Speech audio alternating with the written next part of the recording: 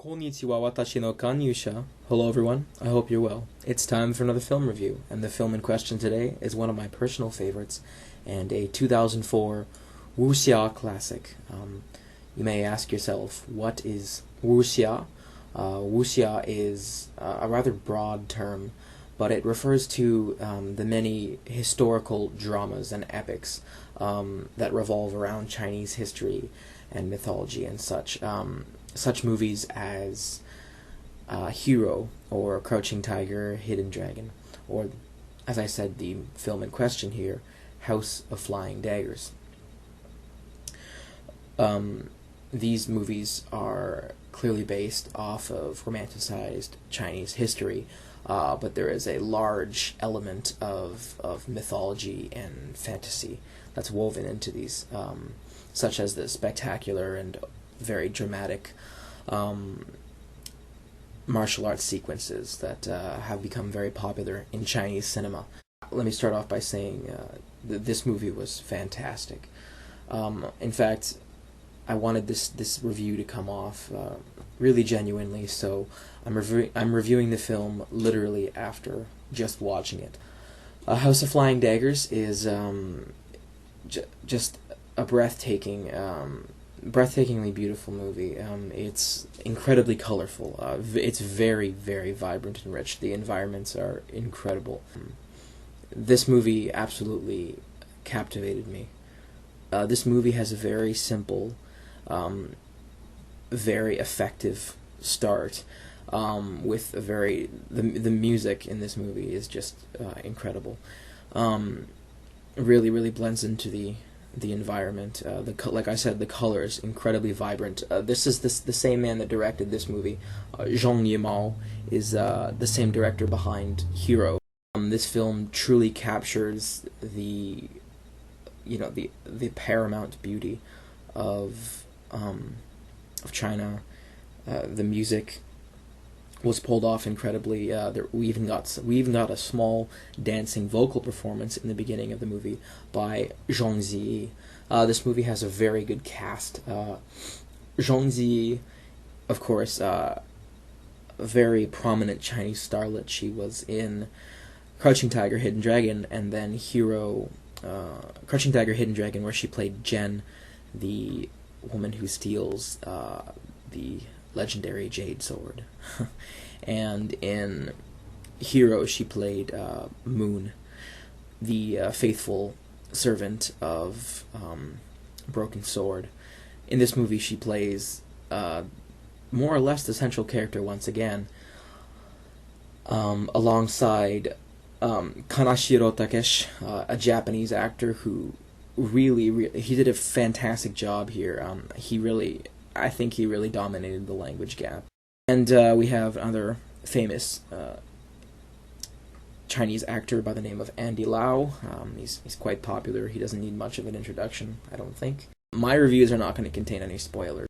The film is set in 859 AD, so closing in on 900. During the decline of the Tang Dynasty, Tang. Now, what the House of Flying Daggers are, who they are, the title may come off a bit vague at first, but what the House of Flying Daggers are an incredibly secretive, basically elite group of mostly female, from what I saw, assassins. This is, of course, fictitious, although I'm sure this does illustrate certain struggles of the time. I'm sure there were governments all over the world at this point in time were incredibly oppressive to their people, and there were typically rebellious movements. The House of Flying Daggers was in direct opposition to the authoritarian government of that time. Now, like I said, this is a work of fiction. By no means is the House of Flying Daggers a reality.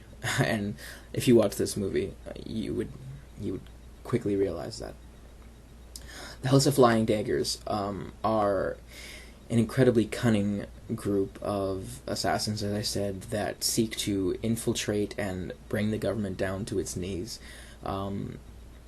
they don't give too much of an illustration as to why this is. The viewer can kind of assume that the government is likely oppressive. You get a sense very early in the movie that for example, the policing in the movie, which is a big highlight, is very strict, very authoritative. The policing is very tight in this movie's setting. So we kind of have a sense that there's a small group who are in direct opposition to what we can only assume is an oppressive government. So that kind of sets the tone. The movie starts with a short conversation between two of the central characters, Kaneshiro, Takeshi, and Andy Lau, the two actors. In this movie, they're playing the roles of Kaneshiro plays at the beginning of the movie, he plays a prefect or policeman, to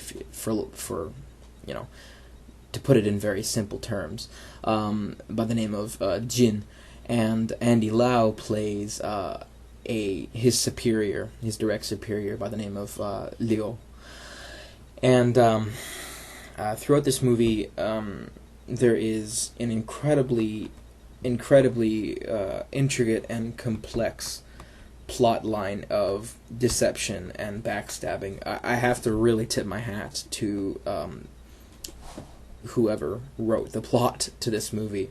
This movie truly will keep you guessing throughout the entire film. I think even the most clever viewer would likely have a difficult time truly predicting each scene as they happen. It's truly incredible. There are obvious relatable themes here. They can't make the movie too unrelatable to the audience. There's a lot of human psychology in this movie,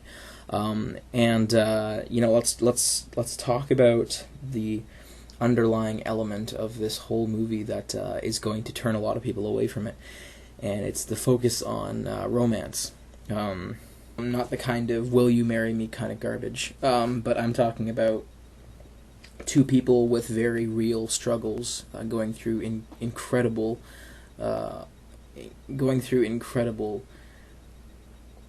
hardships, and really persevering and being there for one another, and two people who were not supposed to fall in love, essentially, two people who were just total opposites, uniting under pulling away the veil of ignorance and kind of uniting with one another because they come to a very unique sense of understanding and appreciation for one another, because they see each other for what they are as opposed to what role they play in society. This really draws heavily upon that old romantic cliche of, as much as we love each other, our roles in life are far too apart for us to truly be together. But that this movie plays to that and breaks those boundaries, and it does so very intelligently. It's not sappy, whiny, kissy crap. It's very, very, very well done, very well thought out.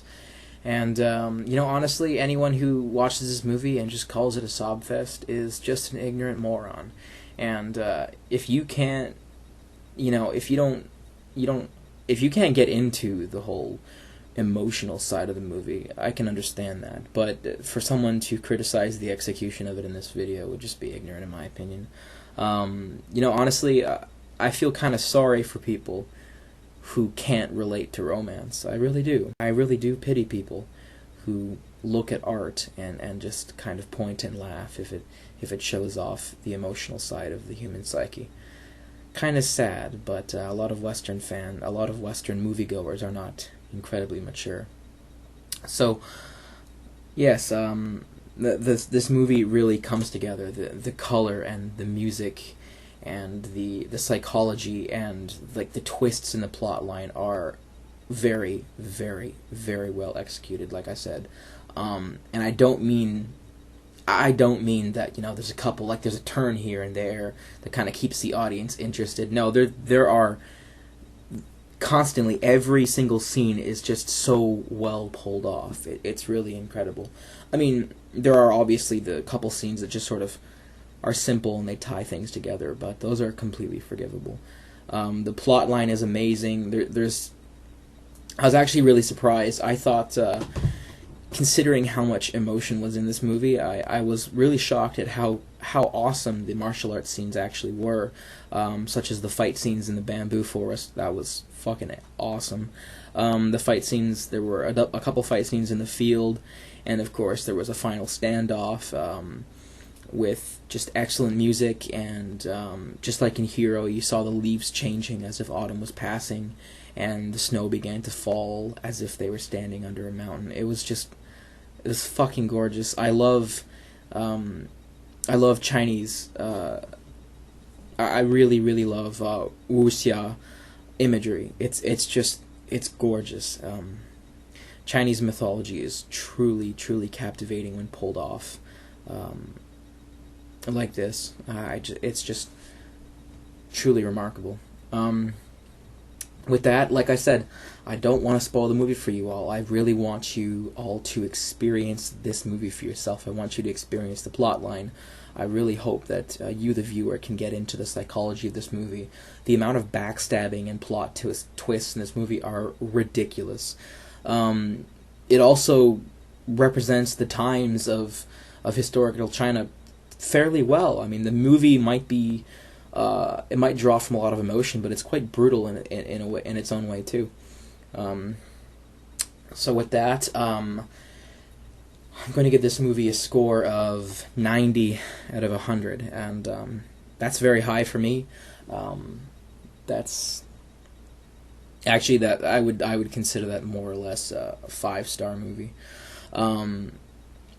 I know 100% sounds more like a 5-star rating, but if 90% is the 5-star rating, let's face it, not all 5-star films are as good as one another. There are always going to be, lesser 5-star films and greater 5-star films. So, give that 10 percentile range to kind of differentiate between the movies. As I said in my last review, my favorite movie of all time and what I view as 100% would be Hero, featuring Jet Li, from the same director, Zhang Yimou. Yeah, this is an excellent movie. Please check it out.